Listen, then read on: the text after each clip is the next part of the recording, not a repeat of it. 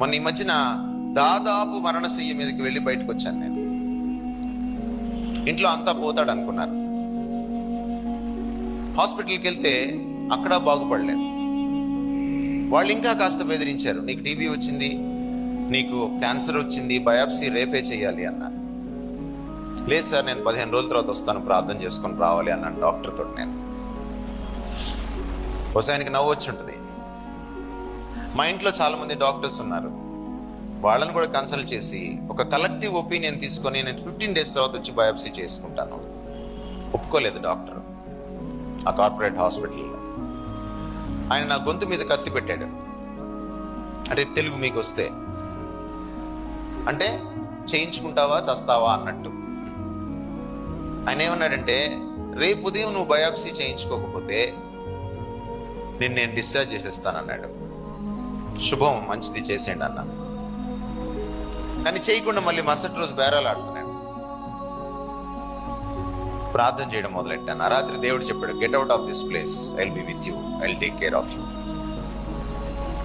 ఇక్కడ నుంచి ఇమీడియట్గా వెళ్ళిపోను. అప్పటికి ఇంకా నాకున్న ఇతర కాంప్లికేషన్స్ ఎప్పుడు లేదు. బీపీ, హైపర్ టెన్షన్ వచ్చింది, కాన్స్టిపేషన్తో సఫర్ అవుతున్నాను, విపరీతంగా వాంతులు అవుతున్నాయి, ఏం తిన్నా ఉండట్లేదు, 15 కేజీలు బరువు తగ్గిపోయాను, స్కిన్ అండ్ బోన్స్ లాగా అయిపోయాను, నా మెమరీ పోయింది, నా రైటింగ్ పోయింది, ప్రకాష్లో పీ రాయలేకపోతున్నాను నేను. ఇలాంటి పరిస్థితుల్లో ఉన్నాను. నా వాయిస్ పోయింది. 2 minutes 3 minutes మాట్లాడితేనే నా నోరు ఎండిపోతుంది, వాయిస్ పడిపోతుంది. దేవుడు చెప్పాడు, వెళ్ళిపో అన్నాడు. డాక్టర్ ఏమో నేను వైద్యం చేయను అన్నాడు.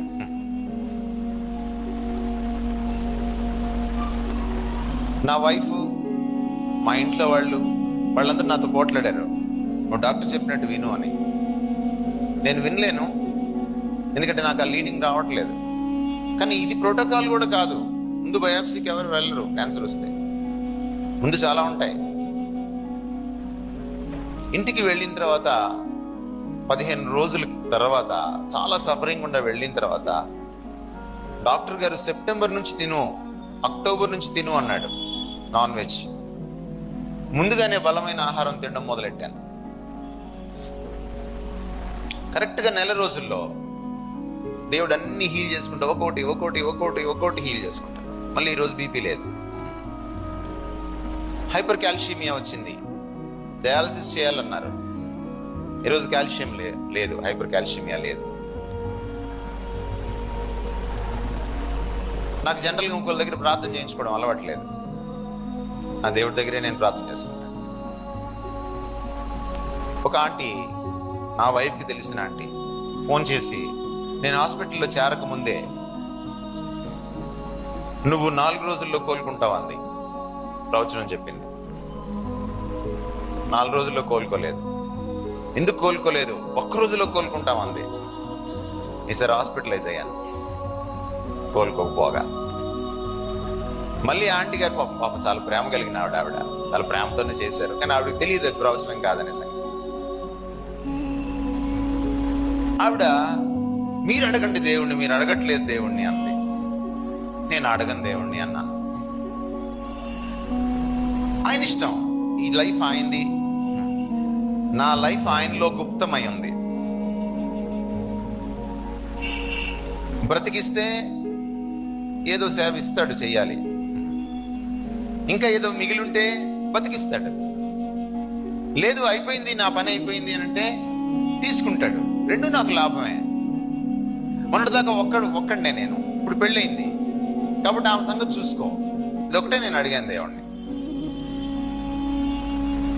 హాస్పిటల్ నుంచి బయటకు వస్తుంటే మా బావమరిది పోట్లాడాడు, వెళ్ళడానికి వీల్లేదు అని, ట్రీట్మెంట్ అయ్యేదాకా. నేను ఒకటే అడినాను తనతోటి, దేవుడు నాకు ఇలా చెప్తున్నాడు ఇంటికి వెళ్ళమని, నువ్వేమో ఇక్కడ ఉండమంటున్నావు, ఏం చేయమంటావా? చాలా ప్రార్థన పరుడు అతను. నేను అడ్డు చెప్పను అన్నాడు. అప్పుడు పరిస్థితి ఎలా ఉందంటే, ఇక బాగుపడడు. అప్పుడు నేను షీబాని పిలిచి, నా వైఫ్ని పిలిచి చెప్పాను, నేను దేవుడు నాకు అష్యూరెన్స్ ఇస్తున్నాడు, టైం పడుతుంది.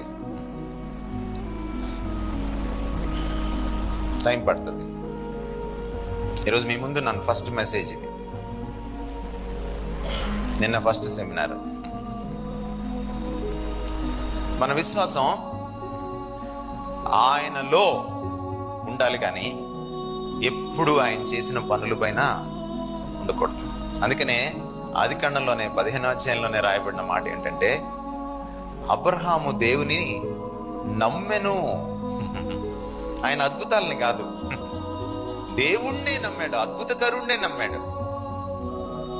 ఆయన దానిని అతనికి నీతిగా ఎంచెను.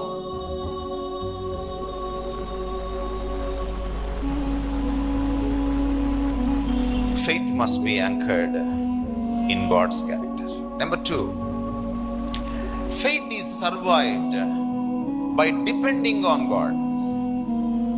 చాలాసార్లు ఆటుపోటులు వచ్చినప్పుడు, జీవితంలో అనుకోని సంఘటనలు సంభవించినప్పుడు విశ్వాసము అనే పడవ అటు ఇటు కొట్టుకుంటుంది,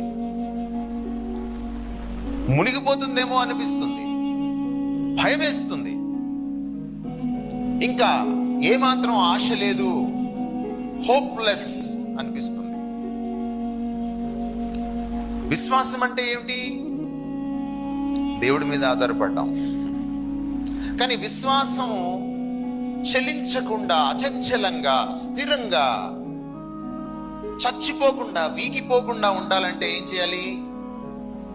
మళ్ళీ దేవుడి మీద ఆధారపడాలి. మీకు గుర్తుందా, మోగ దయ్యం పట్టిన వాడిని తీసుకొచ్చాడు వాళ్ళ నాన్నగారు.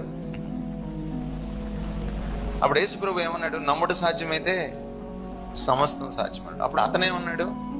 ఆ నమ్మడమే సాధ్యం కావట్లేదు అన్నాడు. అప్పుడు యేసు ప్రభు ఏమన్నాడు? అతన్ని మెచ్చుకున్నాడు. ఎందుకని? నమ్మడానికి కూడా ఆయనే నమ్మాడు అనమాట.